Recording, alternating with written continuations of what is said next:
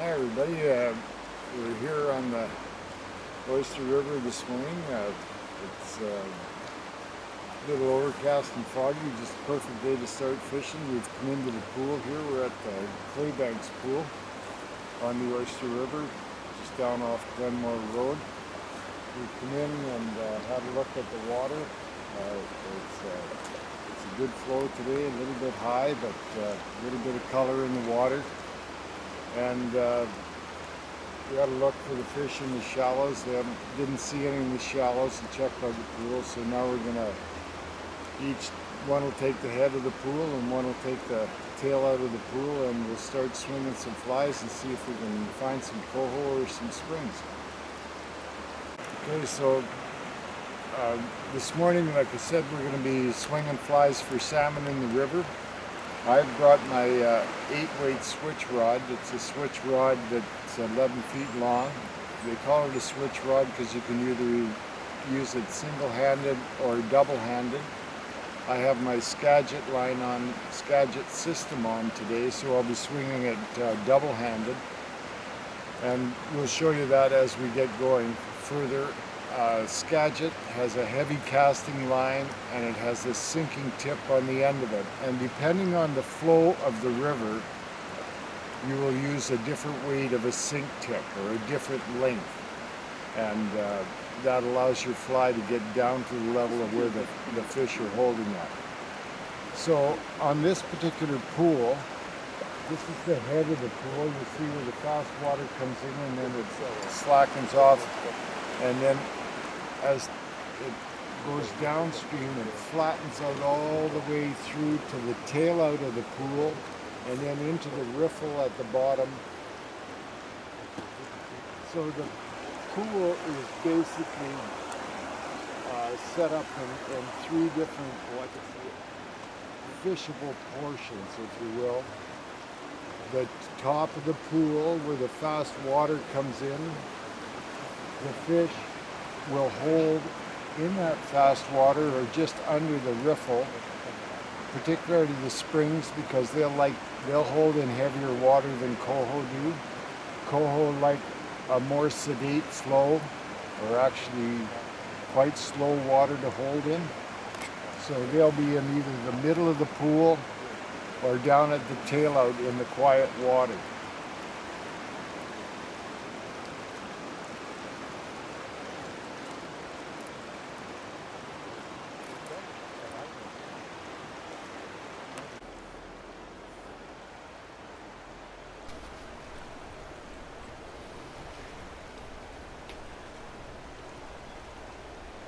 So you'll notice here I'll cast, and as soon as my line lays down across that fast current, I'm going to give it a mend. In other words, I'm going to flip my line upstream to create a belly in it that the fast water will catch without pulling my fly out of the zone that I'm fishing it through.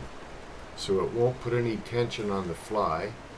If I find that fast water catches it too much, I'll mend it again to put some slack into the fast water so that it'll allow my fly to swing through the zone where I expect the fish to be without pulling my fly out of the zone, or as soon as you put tension on your fly, it's going to rise in the water column and take it away from where the fish are laying. And the faster the water in the middle, the more mends you're going to have to make. You'll also notice that I keep my rod tip low on the water, and I will follow my fly with the rod tip all the way through my drift until I get down to the bottom. I usually like to leave my fly hanging or dangling in the water at the end of the cast, but in this case here I have such a heavy sink tip on that when it gets into the shallow waters it's going to lay down into the rocks and snag my fly, so I have to retrieve my fly quite quickly in order to avoid it getting hung up on the bottom.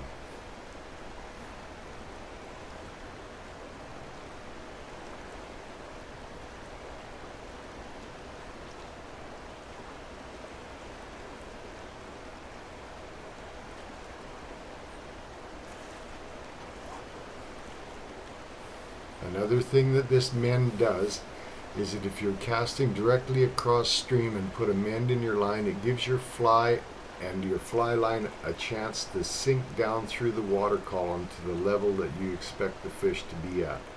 Once you've established that, then you allow your fly to swing through the pool. If you have too much tension on it and you think it's going to pull it out of the zone where the fish are, then you put another mend in it. In other words, put some more slack in the middle of your line so that the fast water won't pull on your fly.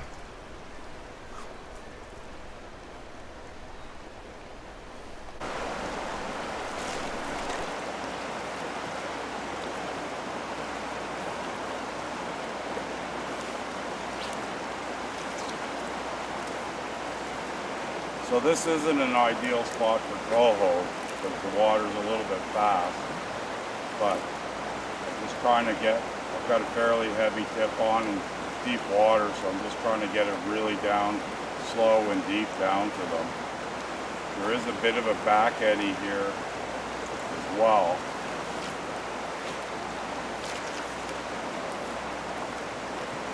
That can grab your line and speed it up even more. So I'm just trying to get it to go down nice and deep and slow. And then just a little bit of a reprieve at the end. Just to pull it in, maybe get one curious.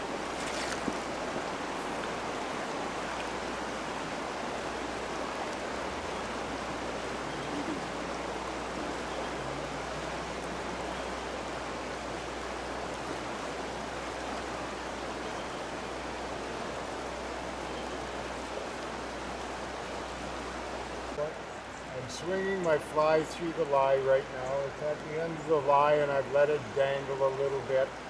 So now I'm going to bring it back into casting position. And so when I bring my line up to where the shooting head starts, I will do a circle C, set my anchor, and then launch my fly line out.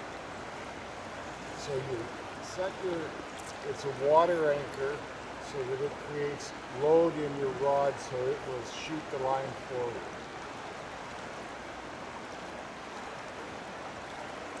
So I'll just show you that again.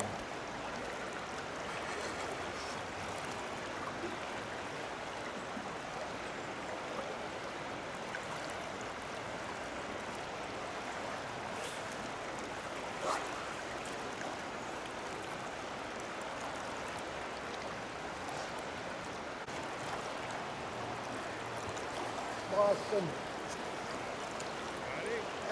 Lost him. No, it was a coho. Up here is you have a fast portion of the river going through, and you want to fish on the other side of it. So if your line lays across it, the fast current is going to grab your line and take it through. So you have to be at a position where you can cast over the top of that water. Put your line in over the top, cast it over the top of that water, and then mend your line upstream to allow the faster water to stay even with your fly as it fishes through the slower water. So I want to fish the slack water on the other side of that fast current. I'm going to move a little closer to the fast current so that I can hold my rod up high and keep most of my line out of that fast current to give my fly a chance to swim through the slow water at a normal pace.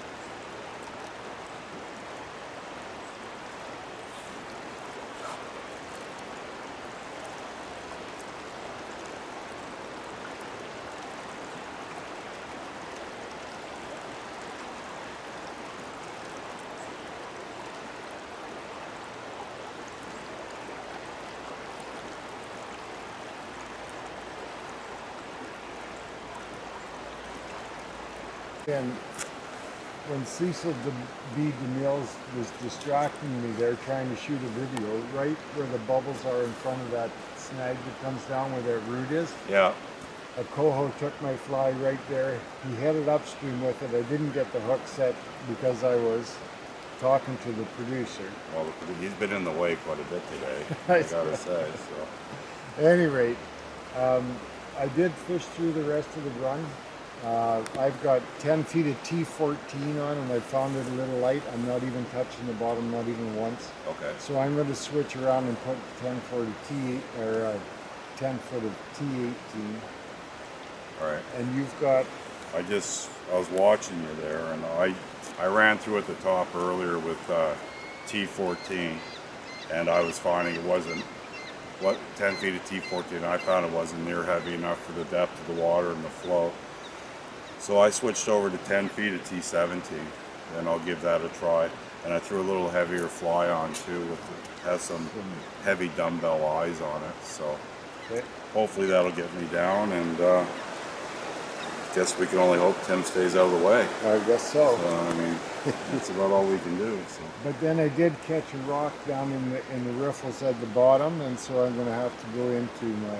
I see you got the best of you too. Yeah, you got the best of me. You got one of Kelsey's hope.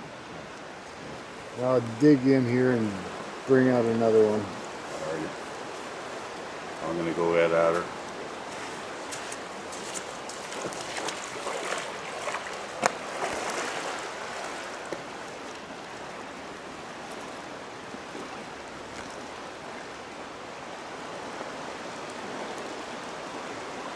So Cam is out there fishing the run that I just went through, and as I went through, I was fishing it with a single spay from the downstream. I was setting my water anchor on the downstream side of me and casting out. When you watch Cam fish, he's left-handed as well, and the river is flowing from his right to his left, which is better set up for a right-handed spay fisherman.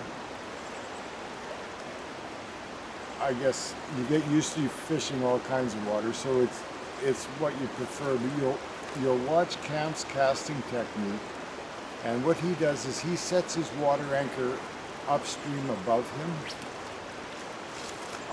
on his right-hand side,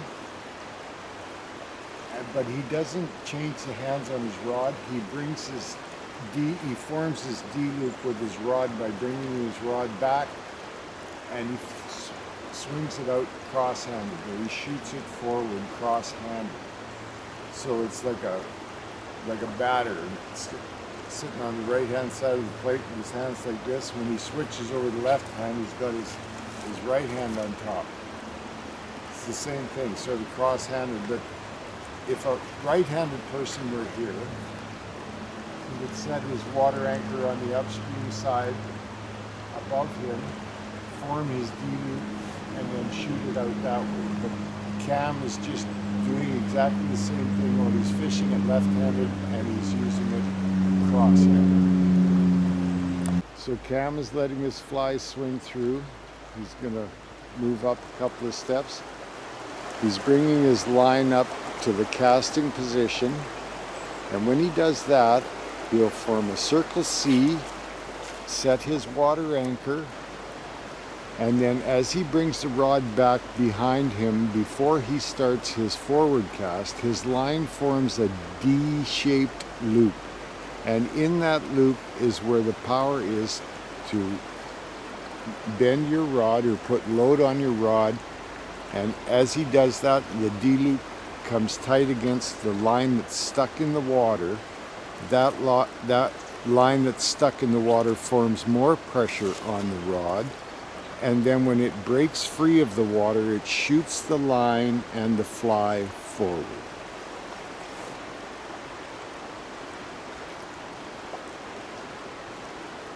We'll watch him here again as he brings the rod up. Sets his water anchor, forms his D-loop, and then shoots his fly forward.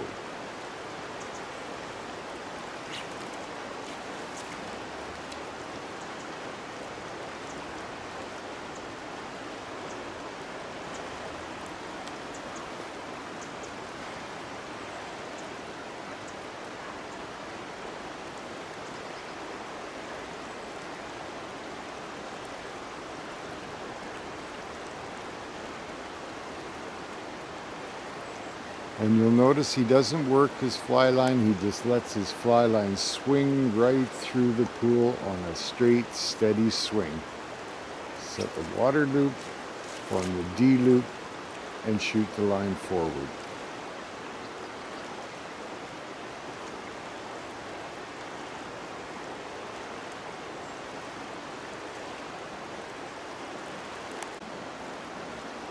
So you'll see Cam has let his fly swing through the pool. He's now going to retrieve his line up to him. Set his water anchor, form his D loop, and shoot the line forward. Now a water anchor is when you actually, the cast to form the water anchor, when he brings his line up, it's called a circle C. In other words, it's a C-shaped cast that he brings his rod over the top of the line, sets his line into the water, and it's a sinking tip, so it's locked into the water, so it's an anchor. He will bring his rod back. As he does so, the line will form a D-shaped loop. When he's set, he will bring his rod forward, pulling on the bottom portion and a slight push on the top portion, and that bends the rod, and it's loaded against the water anchor. The line is in the water, anchoring the rod, so it bends the rod, puts pressure in it, the rod bends, and then shoots forward, breaking the water anchor free, launching the line and the fly across the river.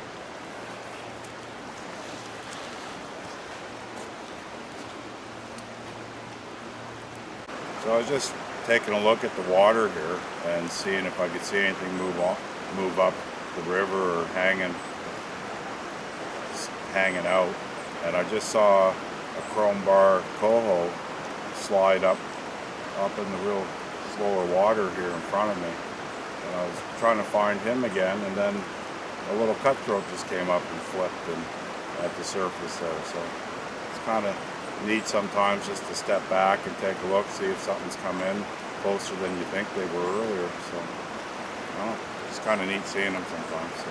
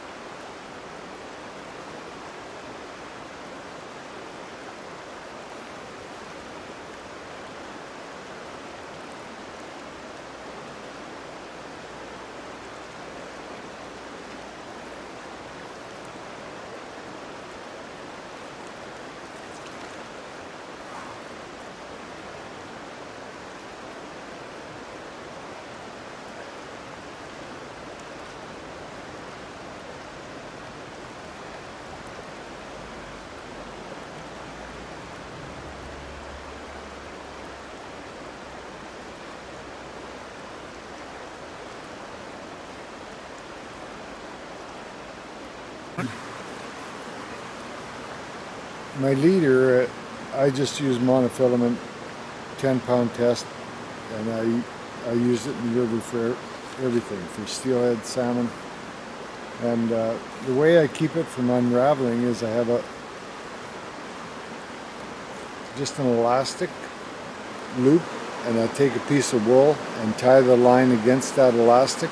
So when I unravel it, I take as much as I need, cut it off, and then the rest doesn't unspool. I bring just one fly box. It's got my beach flies in it, and my river flies, and just a few simple patterns, and I find that's pretty much all I need. I rely on them, and they've proven over the years, and that's what I go to. So this particular fly is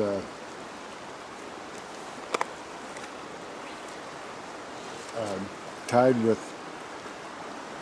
bucktail and flashabou on the bottom, but on the top it's got blue Icelandic pony hair, or Icelandic horse hair, and actually Wally Nowak gave me this hair, and I've tied flies with it. It's a clouser pattern, and it's got some bead chain eyes on the front, and it swims horizontally in the water because the weight is not at the end of the fly, the weight's in the middle of the hook. It holds it horizontal and it swims level in the water. So Tim was just asking me about whether he could cast the same way that I'm casting with my two-handed switch rod. And what he's got a single hand rod with a sink tip on it, but it's on a floating dry line. So his question was, how can you go about casting the same way with a spay cast or technique? But the difference, I was just telling him, the difference is the way the lines are made. What I'm running today is a Skagit head, which is only 19 feet long, and it's the dark green section here. It's very short, very thick, and it's designed to cast very heavy sink tips that'll sink up to 20 inches per second in the river. But with that, I have three. So now I have three components. I have my tippet, my leader, which is the 10 feet of T. This is T18, so it sinks 18 inches per second. Then I have my Skagit head, which is 19 feet and very fat, and then it's attached to a running line. And the running line is just designed to shoot out, to have it just be carried out by the weight of my shooting head and my sink tip. So Tim was asking if he could put that system, just put a heavy head on his rod and cast the same motions that we're doing. And the best answer to that would be the lines are different. So if he were to buy what's called OPST, single hand spay line, then he could do, it's basically designed the same way. Very short head, very heavy, connected to a running line or a shooting line or running line, and it's designed to cast very heavy tips. And then you can make all the same motions like a spay cast or all the different type of spay casts, but you can do it single-handedly and then shoot a large amount of line out. And the advantage to it is with our rivers on Vancouver Island is the lack of back casting. We've got lots of trees behind us. Sometimes you've only got a couple feet, you're waded out into the river. You've only got 3-4 feet of clearance between the trees and you. So unless you're an extremely good roll caster, it's very hard. You can't back cast because you'll lose your fly in the trees every time. So if you go to like a single hand spay system, which is the OPST, then you can make all the same motions on the same single hand rod and cast it out there, same as if you had a two-hand spay or a two-hand switch rod. So, which was this question? This is fellow club member Joe Wedge, and we're just discussing which flies didn't catch fish today, which is everyone in this box that I've tried. Not that I tried them all, but Rory's Pearl Mickey let us down today, Rory. Dean's Kelsey's Hope let us down today. And the blue and white Clouser also let us down today. But the biggest letdown was that there was no fresh push of fish coming up the river. That was the biggest letdown. But it was a wonderful day in the river, and we'll be back again in a couple of days. Well, folks, I guess that's the end of the day today. The sun's come out. It's time to go home. I hope you learned something today, anyway, about what flies not to use that don't, or what flies to use that don't catch fish. At least they didn't today. They usually do. I hope you learned a little bit about the techniques, a little bit about different equipment, and hope this whets your interest for joining us in a few days when we head down to the Puntledge Park, and we'll hold a casting clinic for those of you that want to learn how to fish the river. Bring your gear, bring your rods, your lines. We'll set them up for you, and there'll be lots of experienced members from the club there to teach you how to cast and how to swim the fly. I think the number one thing to take away from a day like today is fishing. Catching fish for me is just a bonus. Hanging out with friends, beautiful area, water ripping by, sounds of it. That's the real reward of coming out. So anyways, hopefully you pick something up, guys. Here, I'll help you.